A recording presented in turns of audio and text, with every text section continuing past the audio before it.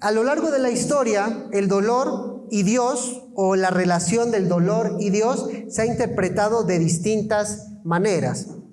Ustedes conocen el famoso dilema de Epicuro, o lo han escuchado por lo menos, que es, a grandes rasgos, curiosamente se recoge por un escritor cristiano, si no mal recuerdo del siglo IV, que se llama Lactancio, un historiador, que él dice que Epicuro decía, en resumidas cuentas, si Dios es bueno, ¿por qué permite el mal? Es decir, si Dios puede quitar el mal, pero no quiere, pues no es bondadoso o no es bueno.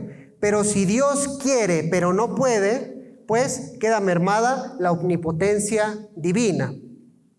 Y ya después él decía, bueno, si quiere y puede, pero no lo hace, pues no es Dios.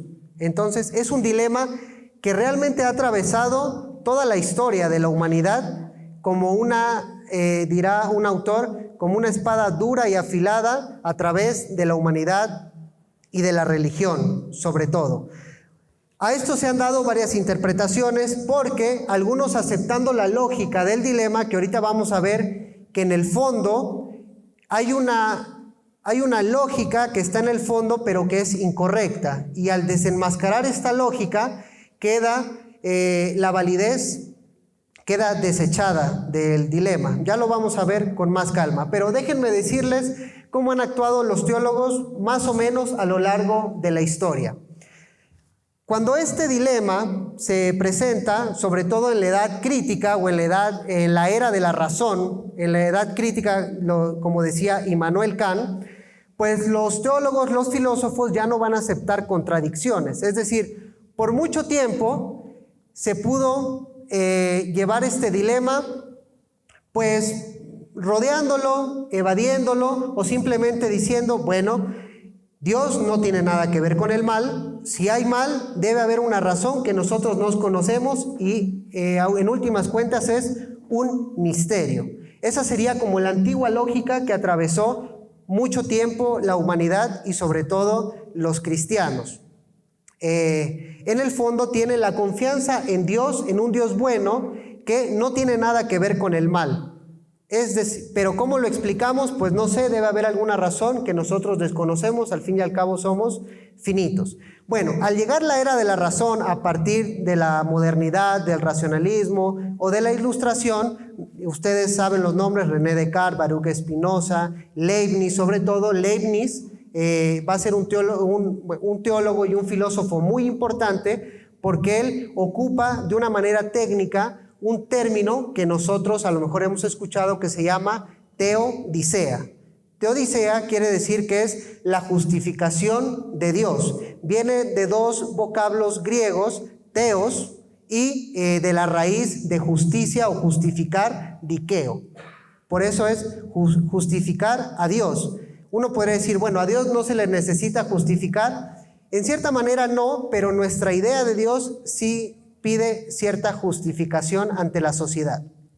Bueno, a partir, como les decía, de la era crítica, ya el ser humano se vuelve consciente de que es autónomo y puede ocupar su razón. Y de hecho esta razón la ocupó para bien o para mal. En el sentido negativo podríamos decir que se llevó la idea de Dios, no estoy diciendo se llevó a Dios, sino se llevó la idea de Dios al banquillo para juzgarlo. Es decir, existe esto en el mundo y esto es evidente, por lo tanto, vamos a juzgar si es comprensible, si es racional creer todavía en Dios. Kant, por ejemplo, Immanuel Kant, un filósofo del siglo XVIII, va a decir que toda la teodicea realmente ha fracasado. Allá escribió un libro, de hecho, sobre esto. Él va a decir, la teodicea ha fracasado en el mundo. Leibniz, pues en el contexto donde nace la teodicea es porque había habido un terremoto en Lisboa. Y entonces la gente se empezó a preguntar, bueno, Dios pudo haber frenado el terremoto, y algunos dijeron, pues parece que no lo frenó. Aquí la presencia de Dios o la existencia de Dios se podría decir que no permanecía en duda, sino más bien la bondad. Y ahí es donde Leibniz desarrolla su teodicea. Él va a desarrollar una teodicea que va a decir, bueno, de todos los mundos, este es el mejor. Y algunos no lo van a aceptar, pero ahí está el contexto. ¿Qué vamos hasta ahorita?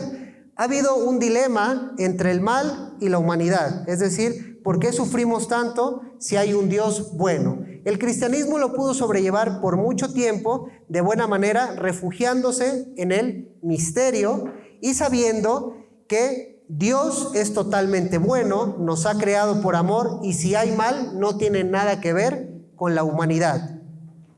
Entra la era de la razón y los críticos, los filósofos, ponen en duda toda esta lógica y toda esta confianza. ¿Por qué? Porque en la era de la razón no se aceptan contradicciones a la luz de la razón. Y si no se aceptan contradicciones, pues alguien tiene que hablar sobre esto. Leibniz lo intentó, otros teólogos, pero como Kant dice, parece que hubo un fracaso y la idea de Dios fue juzgada y rechazada en ciertos círculos. Ahora, siguió manteniéndose este dilema por mucho tiempo y los teólogos han intentado dialogar con él dando diferentes respuestas. Principalmente les enumero algunas. Hay algunos que han dicho, bueno, no vamos a eliminar la idea de Dios, pero sí podemos eliminar la idea de la omnipotencia. Hay un famoso libro de un rabino que se llama, de apellido Kushner, escribió un bestseller que se llama ¿por qué bueno, no recuerdo bien el título, pero es algo como ¿por qué cuando a la gente buena le pasan cosas malas?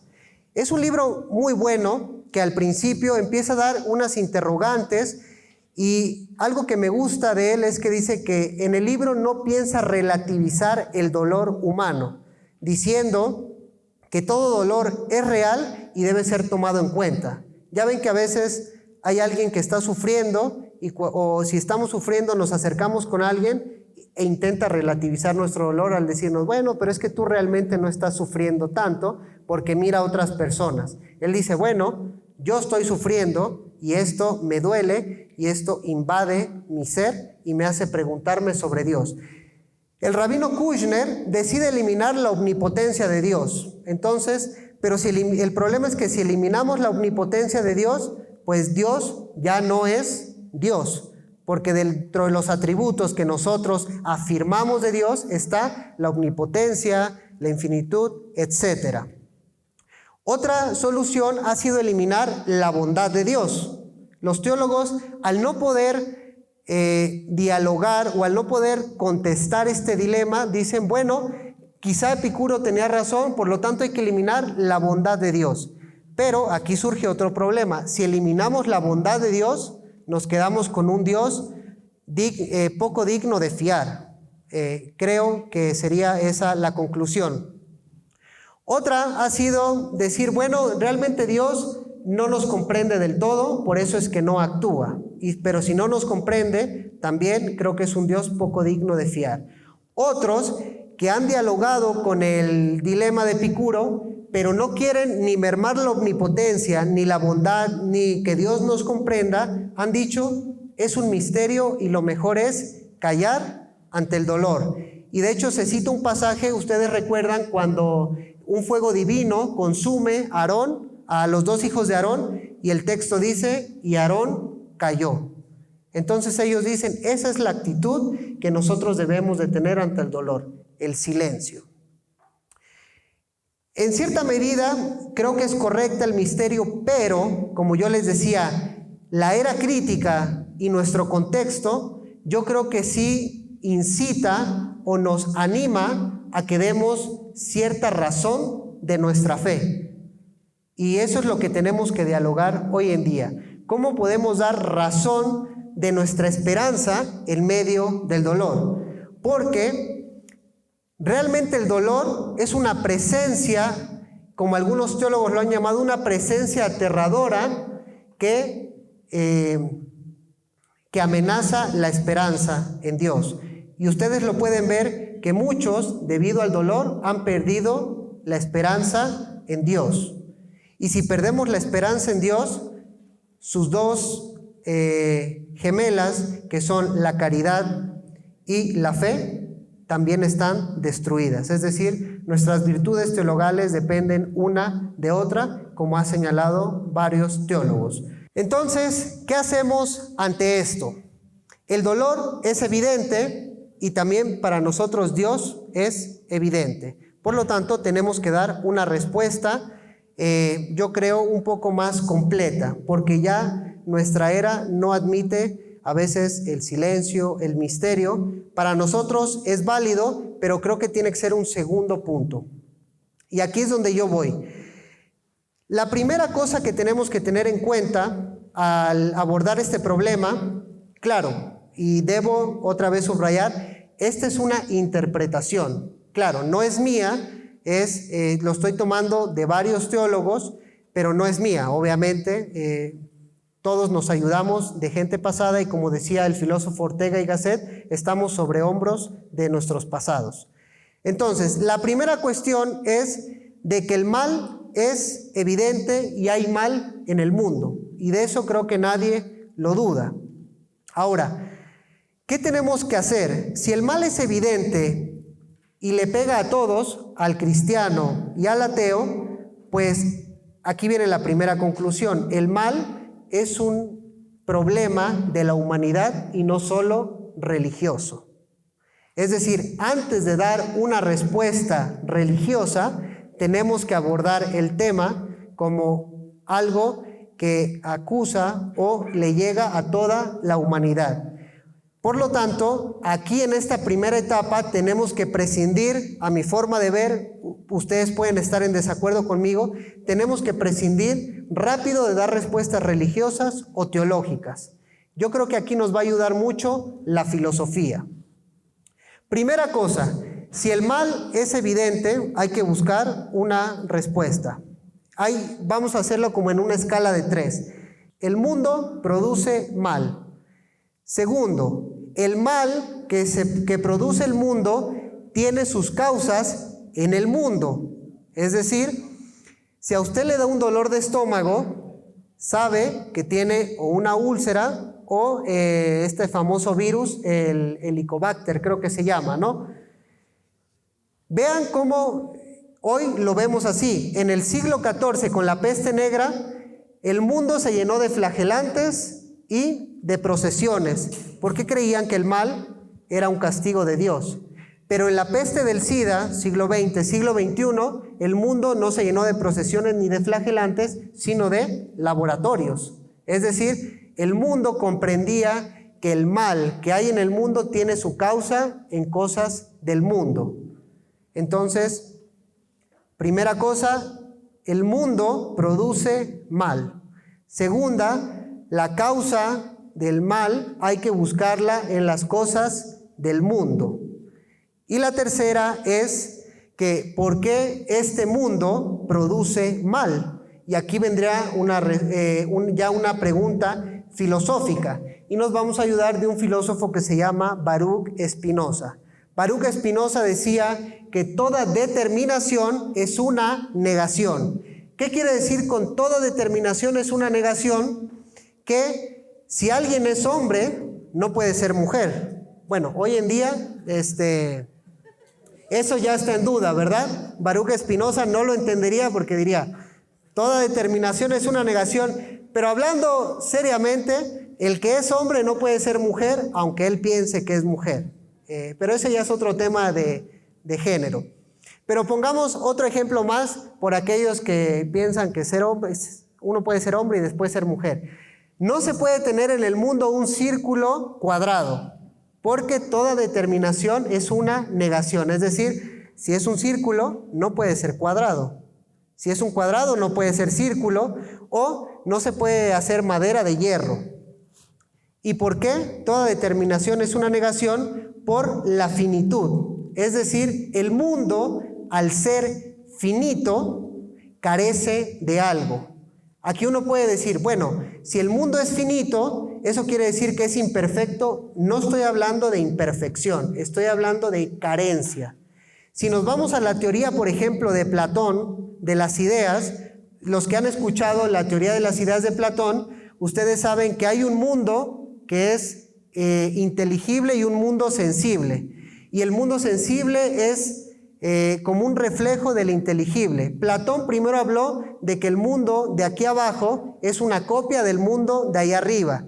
Después cambió y habló de que el mundo de aquí abajo participa del mundo de allá arriba. Y participar es distinto de ser copia, porque al participar tienes una parte de lo que es, pero no en su esencia completa. Por lo tanto, el mundo es finito por ser creación, porque si Dios hubiera creado un mundo perfecto, le hubiera dado la esencia de Dios, decía Leibniz. Por lo tanto, no puede ser infinito. Y si fuera infinito, no carecería y estuviera completo. Pero al ser finito, carece de algo. Y en esa carencia es que entra la maldad o el mal en el mundo. Todo tipo de mal. Por eso es que nosotros, en este mundo finito, también somos libres. Y la libertad nos da la oportunidad de decidir entre el bien o el mal.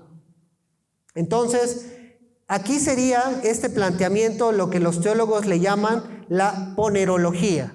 Este es un neologismo que han acuñado algunos teólogos porque dicen que antes de dar la respuesta teológica, que sería la teodicea, o sea, la justificación de Dios, hay que hacer un tratado universal o más bien humano del mal sin meter una respuesta religiosa, y eso es lo que se le llama ponerología.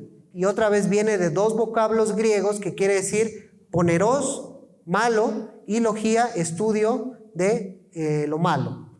Ponerología, entonces, ya tenemos todo esto como, no vamos a decirle resuelto, pero de alguna manera hemos dado una respuesta filosófica a un problema humano. Y creo que aquí podemos estar todos de acuerdo, si uno es ateo o si uno es creyente. Entonces, ya tenemos lo primero, que es un tratado del mal a nivel humano. Lo siguiente sería dar ya una respuesta a este mal, que los teólogos van a llamar pisteodicea. Otra vez, un neologismo que quiere decir pistis, fe, y odisea, justificación de la fe.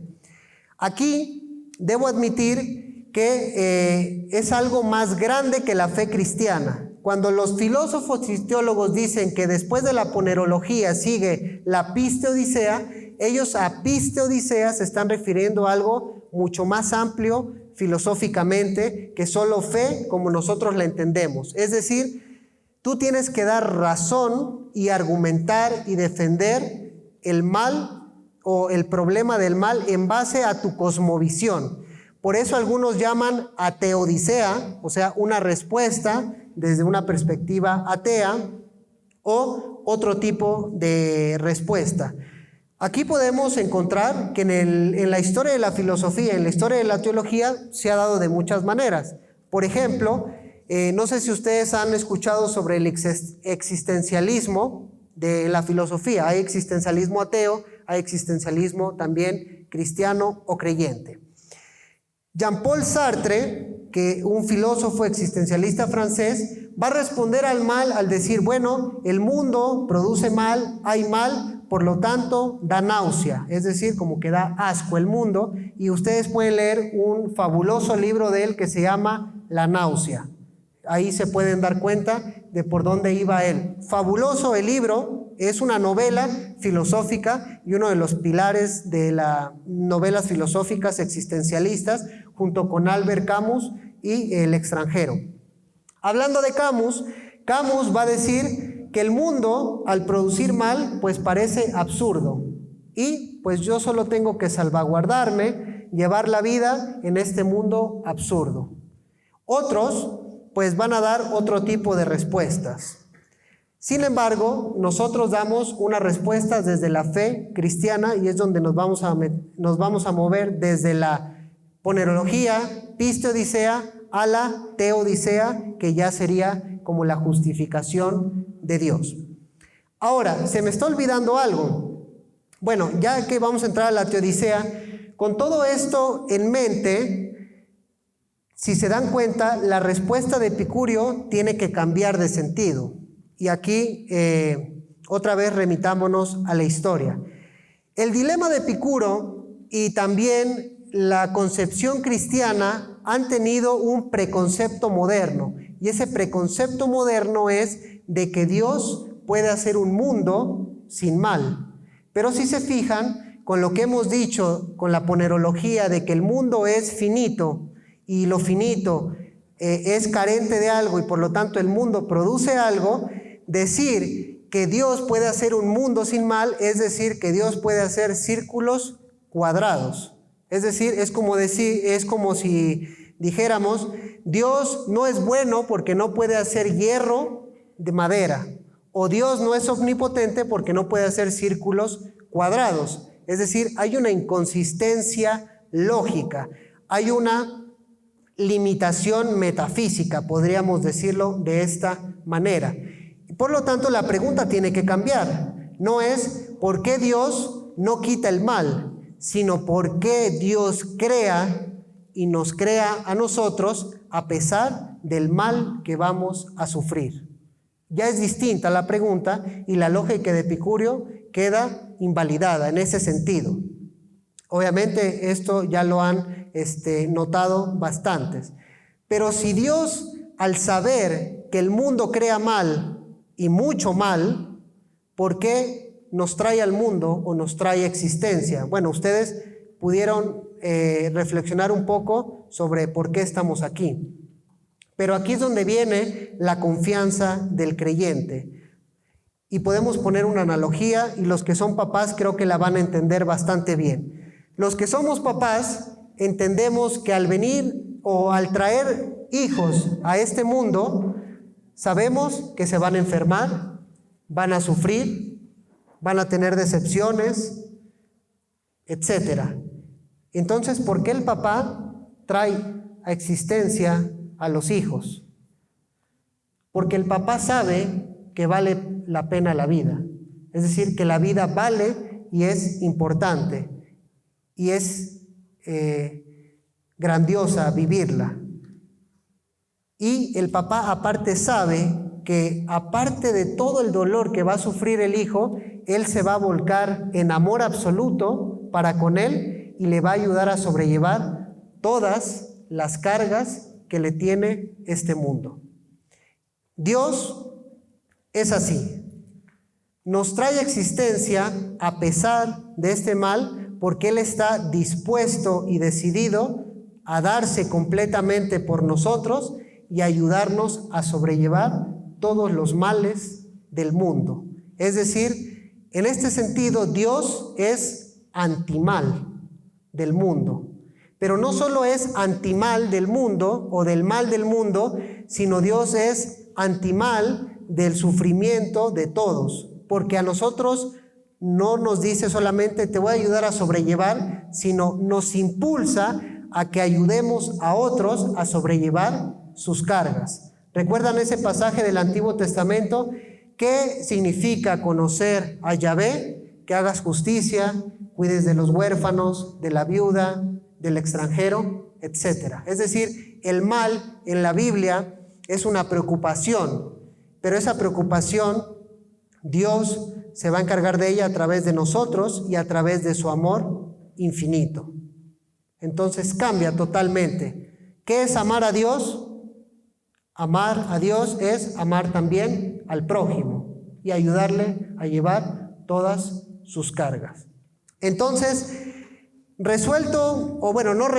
dando esta propuesta, pues ya va a cambiar el panorama. No sé si cambia un poco para ustedes. Es decir, ya la pregunta de por qué Dios no quita el mal de este mundo es una inconsistencia ilógica. Es Dios no quita el mal porque el mundo es finito y carece de algo y el mundo produce mal. ¿Qué nos dice esto? Que si Dios crea por amor y busca nuestro bien, cualquier mal se opone a Él, incluso contra Él. ¿Qué quiere decir eso?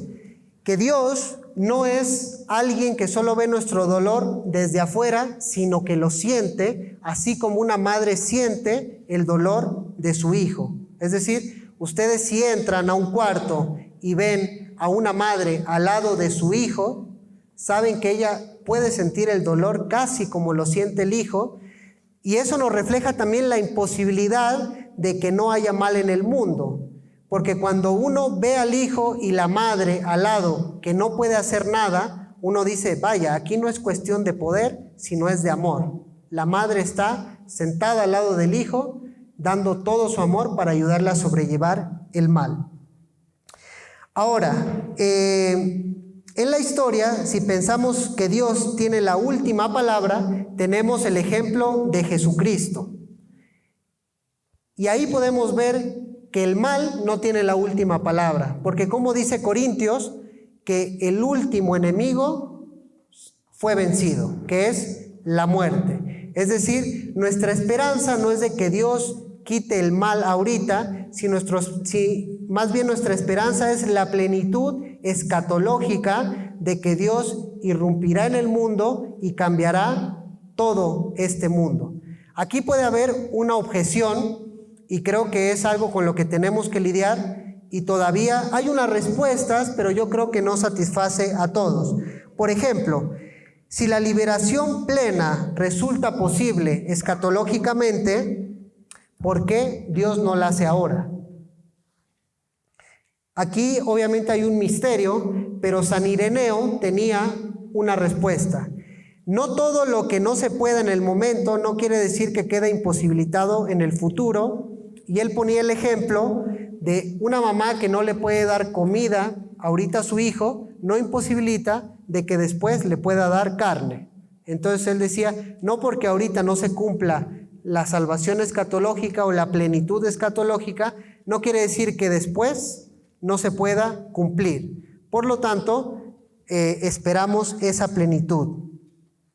También al relativizar el dolor, también, si se fijan, las quejas contra Dios quedan relativizadas. Es decir, muchos protestan no solo ante Dios, como los salmos, sino protestan contra Dios. ¿Cómo tú, siendo bueno, permites tanto mal? Pero la lógica que hemos seguido de la ponerología sería como si ustedes le reclamaran a su mamá cuando los está cuidando de una enfermedad. ¿Por qué no me quitas la enfermedad? La mamá diría, porque no puedo.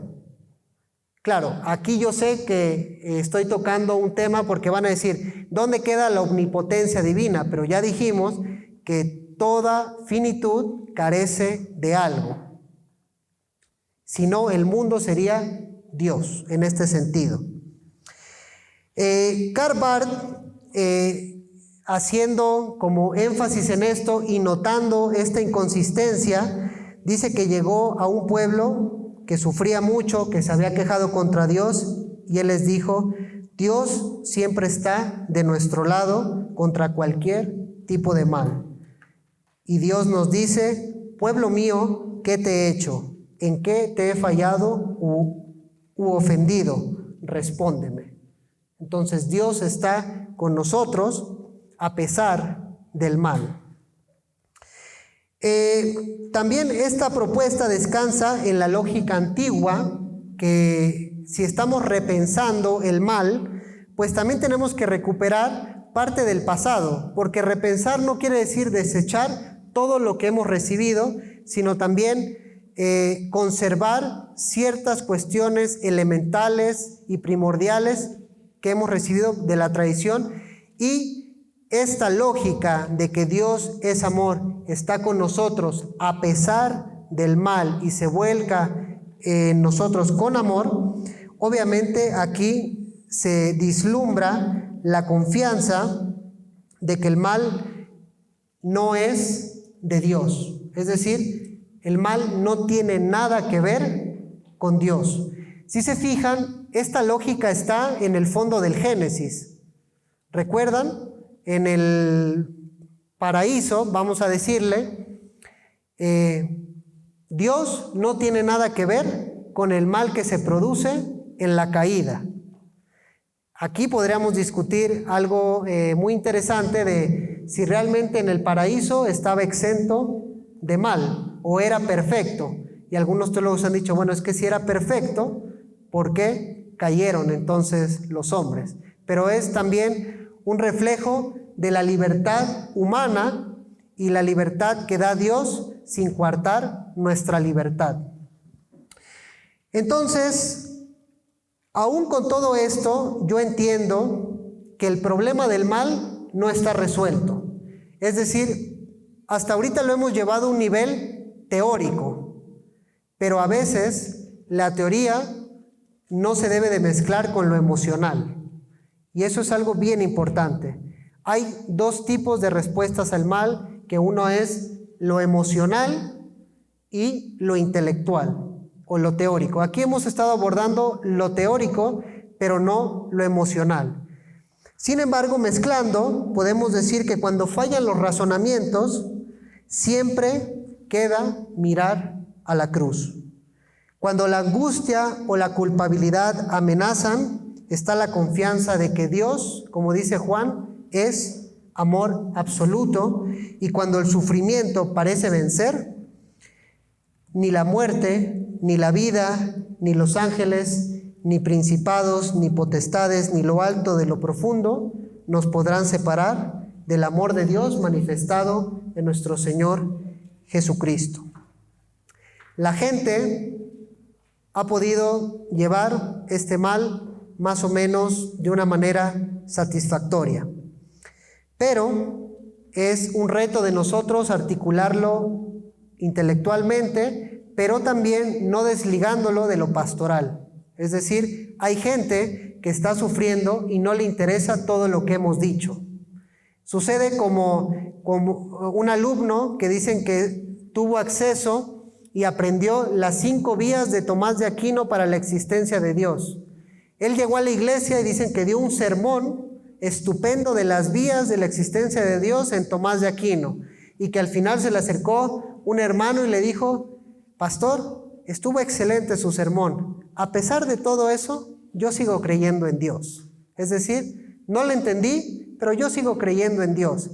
Hay gente que no le interesa toda esta articulación intelectual, sino quiere un acompañamiento pastoral. Y ahí es donde entra la comunidad de fe, donde nosotros tenemos que dar fortaleza y ánimos a las personas.